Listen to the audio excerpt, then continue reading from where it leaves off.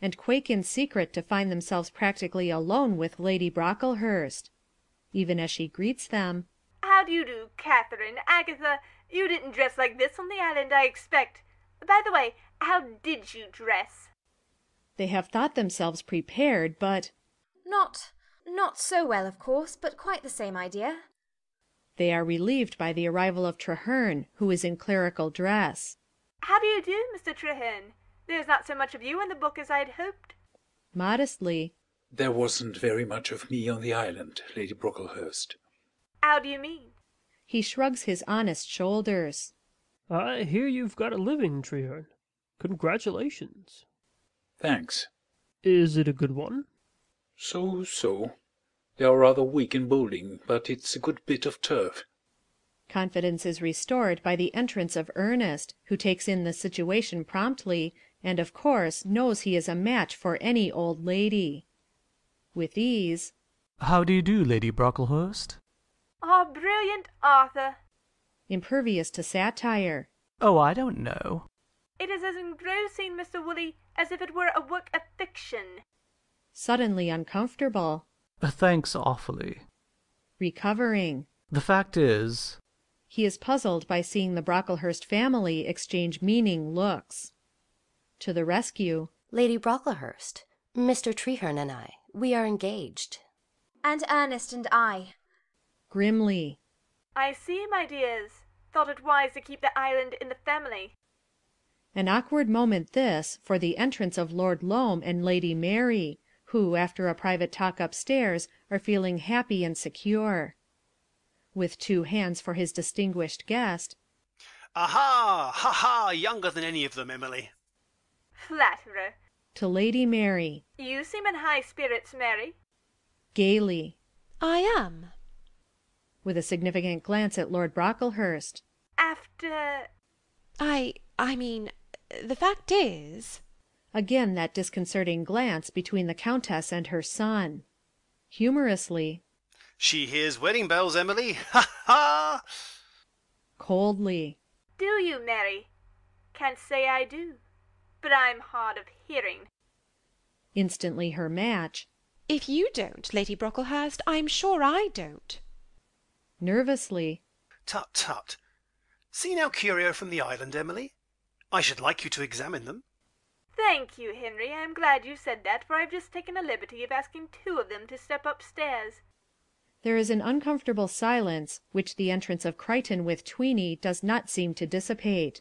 Crichton is impenetrable, but Tweeny hangs back in fear. Stoutly, Loam, I have no hand in this. undisturbed, "Pooh, what have I done? You always begged me to speak to the servants, Henry, and I merely wanted to discover whether the views you used to hold about equality were adopted on the island. It seemed a splendid opportunity, but Mr. Woolley has not a word on the subject." all eyes turn to Ernest. With confidence, The fact is... the fatal words again. Not quite certain what he is to assure her of, I assure you, Emily. as cold as steel, Father, nothing whatever happened on the island of which I, for one, am ashamed, and I hope Crichton will be allowed to answer Lady Brocklehurst's questions.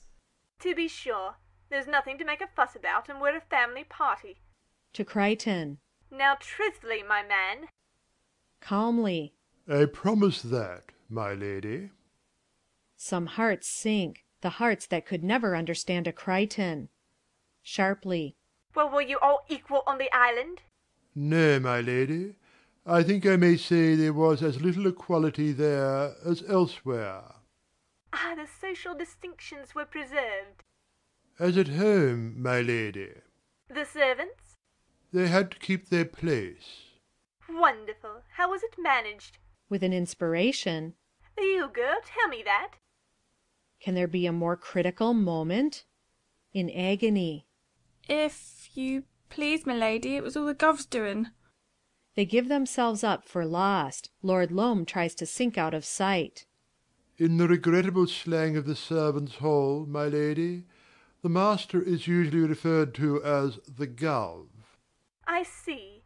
She turns to Lord Loam. You." Reappearing, Yes, I understand that is what they call me. To Crichton. You didn't even take your meals with the family? No, my lady, I dined apart. Is all safe? Alas! You, girl, also? Did you dine with Crichton? Scared. No, your ladyship. Fastening on her. With whom? I took my bit of supper with Daddy and Polly and the rest. Ve victis. Leaping into the breach. Dear old Daddy, he was our monkey. You remember our monkey, Agatha? Rather. What a funny old darling he was. Thus encouraged. And don't you think Polly was the sweetest little parrot, Mary? Ah, I understand. Animals you had domesticated. Heavily. Quite so, quite so. The sevens teas that used to take place here once a month? They did not seem natural on the island, my lady, and were discontinued by the gov's orders. A clear proof, Loam, that they were a mistake here. Seeing the opportunity for a diversion. I admit it frankly. I abandoned them. Emily, as a result of our experiences on the island, I think of going over to the Tories. I am delighted to hear it. Expanding. Thank you, Crichton. Thank you. That is all. He motions to them to go, but the time is not yet. 1 moment. There is a universal but stifled groan.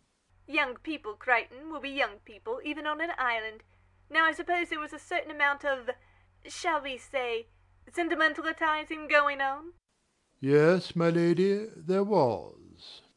Ashamed. Mother! Disregarding him. Which gentleman? To Tweeny. You, girl, tell me. Confused. If you please, my lady. Hurriedly. The fact is... He is checked as before, and probably says "d'n" to himself, but he has saved the situation. Gasping. It was him, Mr. Ernest, your ladyship. Counsel for the prosecution. With which lady? I've already told you, Lady Brocklehurst, that Ernest and I... Yes, now, but you were 2 years on the island. Looking at Lady Mary. Was it this lady? No, your ladyship. Then I don't care which of the others it was. Tweeny gurgles. Well, I suppose that will do. Do? I hope you are ashamed of yourself, Mother. To Crichton, who is going. You are an excellent fellow, Crichton, and if, after we are married, you ever wish to change your place, come to us. Losing her head for the only time. Oh, no, impossible! At once suspicious. Why impossible? Lady Mary cannot answer, or perhaps she is too proud. Do you see why it should be impossible, my man?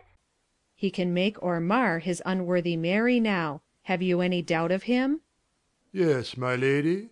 I had not told you, my lord, but as soon as your lordship is suited, I wish to leave service. They are all immensely relieved, except poor Tweeny. The only curious one. What will you do, Crichton?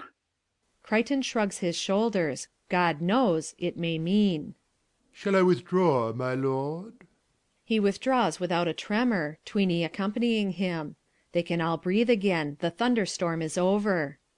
Thankful to have made herself unpleasant. Horrid of me, wasn't it? But if one wasn't disagreeable now and again, it would be horribly tedious to be an old woman. He will soon be yours, Mary, and then think of the opportunities you will have of being disagreeable to me. On that understanding, my dear, don't you think we might? Their cold lips meet. Vaguely. Quite so. Quite so.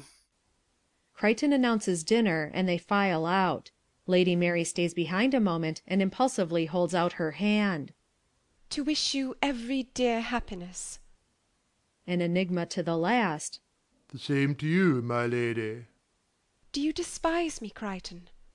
The man who could never tell a lie makes no answer. You are the best man among us. On an island, my lady, perhaps, but in England, no. Then there's something wrong with England. My lady, not even from you can I listen to a word against England. Tell me one thing. You have not lost your courage.